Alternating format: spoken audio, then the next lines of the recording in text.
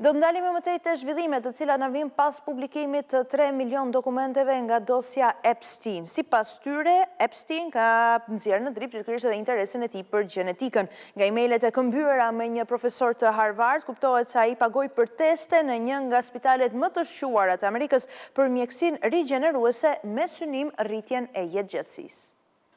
Music is a great example.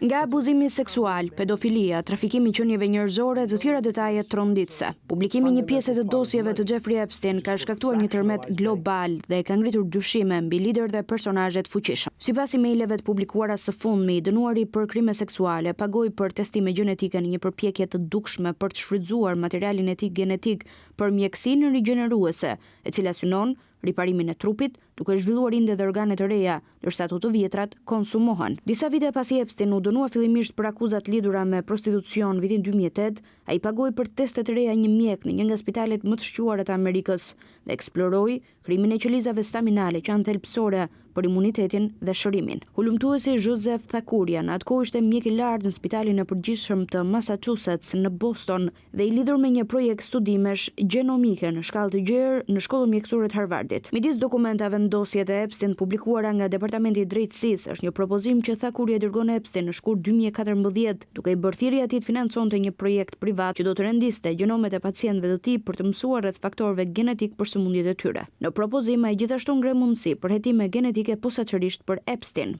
Thakuria dërgon Epstein një faturë të gjerë për një sër projektesh që përfshinin një investim fillestar prej $2.000 për sekuencimin e një pjese të gjenomit të Epstein. Fatura përfshinte një kosto të vlerësuar për studimet personalizuara të jetëgjatësisë që propozonin përdorimin e redaktimit të gjeneve. Stafi Epstein dërgoi një çek prej $2.000 po atë ditë. Epstein ishte gjithashtu i regjistruar në projektin e gjenomit personal të Harvard, një bazë të dhënash masive globale publike e informacionit genetik nga vullnetarët, për shkencëtarët dhe studiuesit për të mësuar më shumë rreth tipareve dhe gjeneve.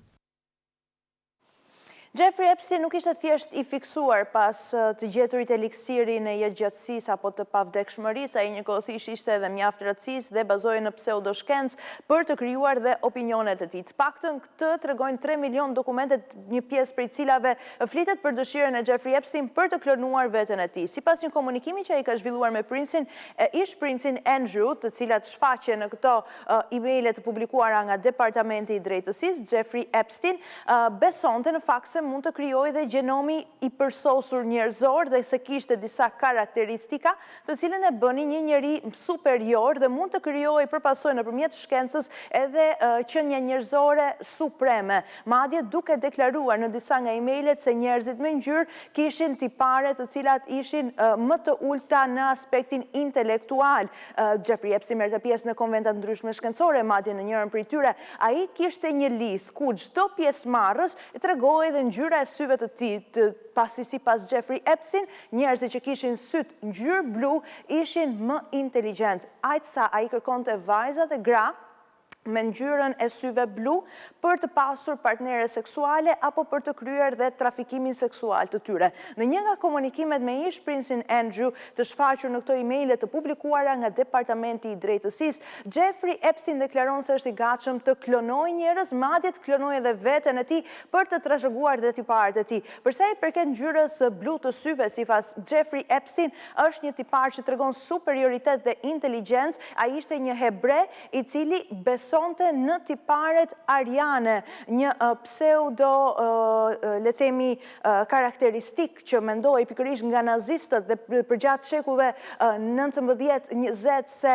është pikërisht edhe raca supreme, raca ariane, që kishte edhe këto tipare të ngjyrës së syve blu edhe të flokëve bjond, diçka që duket në fakt se Jeffrey Epstein njëkohësisht e kërkonte edhe përgjatë aktivitetit të tij në fund të viteve 90 dhe në vitet 2000.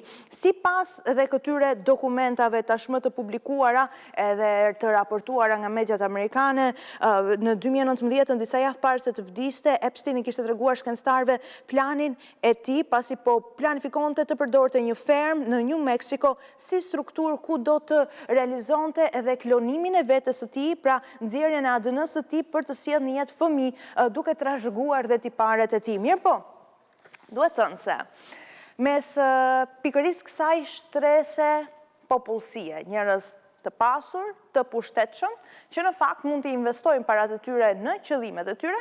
Ekziston edhe teoria se mund të krijojnë super njeriun edhe mund të gjejnë eliksirin e pavdekshmërisë. Ajca janë njësër personazhe shumë të diskutuara në mediat ndërkombëtare, por edhe në mesin e teorive konspirative që qarkullojnë në rrjetet sociale që kanë të njëjtën dëshirë. E le të flasim për disa prej tyre. Është Elon Musk, njeriu më i pasur i botës, i cili e ka shprehur disa herë që ai beson se njerëzit me një IQ, me një nivel inteligjencë të lartë, duhet të lindin sa më shumë fëmijë në mënyrë që të trashëgojnë genialitetin e tyre. Ajsa edhe vet Elon Musk ka sjellë në jetë 13 deri në 14 fëmijë, pasi numri ende nuk është i verifikuar, pikërisht për këtë arsye. Ai beson se shkalla e lindshmërisë është duke rënë në të gjithë botën dhe duke vendosur në fakt dhe qeniet njerëzore në rrezik. Për pasojë ai ka sjellë në jetë fëmijë nëpërmjet fertilizimit in vitro dhe nënave surrogate përtej mënyrës biologjike dhe natyrale, sa një influencuese e fundit, Ashley St. Clair, ndër të tjera ka shprehur se vet Elon Musk e ka kontaktuar atë nëpërmjet platformës X në mënyrë që të mbarte dhe fëmijën e tij, dhe kështu Ashley St. Clair deklaron se fëmia e saj, djali i saj që ka sjellë në jetë vetëm disa muaj më parë, është në fakt djali biologjik i Elon Musk. Elon Musk gjithashtu ka folur për jetëgjatësinë. Ai ka deklaruar se me zhvillimin e inteligjencës artificiale tashmë do të rritet edhe le themi jetëgjatësia apo numri i viteve që njerëzit do të jetojnë, ajsa mund të arrihet edhe immortaliteti apo pavdekshmëria, e thënë ndryshe. Një tjetër person në fakt që flet pikërisht për të sjellë në jetë sa më shumë fëmijë është Pavel Durov, i cili është pronari i rrjetit social Telegram, i cili qëndron në paraburgim në Paris pasi akuzohet në fakt edhe nga prokurorët e Parisit për përdorimin, lejimin e terrorizmit edhe të planeve pikërisht në platformën e tij sociale Telegram. Pavel Durov ka deklaruar se ka sjellë në jetë mbi 100 fëmijë dhe janë 100 fëmijë që vijnë nga 12 shtete ndryshme të botës, dhe ai ka deklaruar gjithashtu se trashëgiminë e tij do ta shpërndajë në të gjithë këta fëmijë të cilët nuk e ka takuar të gjithë, sepse mënyra se si ata kanë ardhur në jetë është nëpërmjet edhe dhurimit të spermës nga Pavel Durov në banka sperme në shtete të ndryshme. Një person që flet për pavdekshmërinë, ajca do të realizojë dhe një dokumentar që do të transmetohet së shpejti në Netflix, është Brian Johnson, i cili është 48 vjeç dhe ai ndër të tjera ka realizuar edhe transfuzionin e gjakut të djalit të tij në mënyrë që të ketë pikërisht një qarkullim edhe më të mirë të gjakut, një zemër edhe më të re që pompon, dhe për të ndihmuar në rigjenerimin e të gjitha organeve të tija. Brian Johnson është i gatshëm të bëjë gjithçka në mënyrë që të jetojë sa më gjatë të jetë i mundshëm, duke realizuar kështu edhe projektin Blueprint, pasi kjo është dëshira e tij, të jetojë përgjithmonë. Sipas dhe rutinës së Johnson, ai në fakt është gjatë kohës duke mbajtur një le ta quajmë atë fasting, pra duke mos ngrënë për mbi 18 orë në ditë, duke ngrënë vetëm në një fashë pesorare që është nga ora 6 e mëngjesit deri në orën 11 të paraditës, një dietë totalisht vegane. Ai merr 100 pilula të ndryshme në ditë dhe sipas testeve të bëra, zemra e tij është e një 37 vjeçari dhe mushkrit e tij janë të një 18 vjeçari. Ai bën pjesë në 1% e popullsisë në gjendje fizike kardiovaskulare perfekte. Sipas edhe rezultateve të gjumit, ai ka 100% performancë të mirë gjumi, pasi për të është prioritet dhe të gjitha këto rutina ditore të Brian Johnson, që tashmë vijojnë për më tepër se një dekadë, ja dokumentuar dhe do të shfaqen shumë shpejt në dokumentaren e tij të fundit në Netflix. Por një tjetër personazh i cili diskuton për eliksirin e pavdekshmërisë është presidenti rus Vladimir Putin, i cili pasi vizitoi Pekinin në kuadër të samitit Bashkimit Lindor, u dëgjua nga ato që quhen hot mics apo mikrofonat nxehtë, mikrofonat hapur në momente që nuk pretendohet jenë, se po diskutonte me presidentin kinez Xi Jinping pikërisht për rigjenerimin e organeve, transplantimin e tyre, ku sipas Vladimir Putin, shkencëtarët rus janë në një fazë ku në fakt mund të transplantojnë cilin do organ njerëzor, vazhdimisht në masën që njerëzit mund të bëhen më të rinj, madje ndoshta edhe të pavdekshëm. Deri në fund të shekullit njerëzit mund të jetojnë deri në 150 vite. Ju përgjigj Xi Jinping, aty pranë ishte Kim Jong-un i Koresë së Veriut, i cili është 3 dekada më i ri se 72 vjeçarët, që e vën re komunikimin edhe buzëqesh. Rikutem në fakt se sipas ndryshimeve kushtetuese që miratoi vet në 2020, 20, Vladimir Putin mund të mbetet në pushtet deri në vitin 2036, kur të jetë 83 vjeç, duke tejkaluar edhe Stalinin. Por dëshira e udhëheqësve për jetëgjatësi nuk është e re, sundimtarët gjithmonë kanë kërkuar në fakt prej kohësh mënyra për të zgjatur jetën edhe sundimin e tyre. Ajsa pritet tashmë se kush do të jetë i pari që do ta gjej edhe eliksirin e pavdekshmërisë i kërkuar madje edhe nga Jeffrey Epstein. Jeffrey Epstein duhet thënë se ka tronditur qarqet ndërkombëtare, pasi një sër liderësh ndërkombëtar janë përmendur në emailët pas publikimit të mbi 3 milion dokumenteve nga Departamenti i Drejtësisë në Shtetet e Bashkuara. Ajsa, Norvegjia ka nisur një hetim ndaj ish-kryeministit Thorbjørn Jagland pasi doli emri në dokumentet e reja të publikuara. Hetimi do të përqendrohet në faktin nëse Jagland ka marrë dhurata ose favore në lidhje me pozicionet e tij.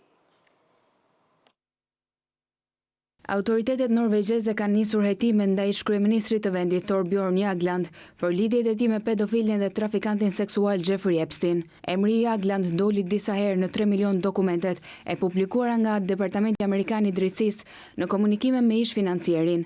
Në një prej emaileve të këmbyra mes të dyve, Jagland i përmende Epstein Tiranën, ku kishte qenë për një vizitë zyrtare në vitin 2012 dhe ku u takua me figura të rëndësishme në qeverinë e kohës. Isha në Tiranë, vajzat e jashtëzakonshme shkruante Jagland në email. Në një tjetër komunikim, Jagland fliste për një vizitë të mundshme në ishullin famkeq të trafikantit në Karaibe, që nuk dihet nëse ka ndodhur. Një njësi speciale e policisë norvegjeze, e cila po analizon dosjet e sapo publikuara të Epstein në Shtetet e Bashkuara, tha se 75 vjeçari Jagland dyshohet për korrupsion të rënduar. Policia tha se i kishte kërkuar tashmë Ministrisë së Jashtme të vendit të ishte imunitetin, të cilin ai e gëzon për shkak të rolit të tij të mëparshëm si diplomat i lartë i huaj.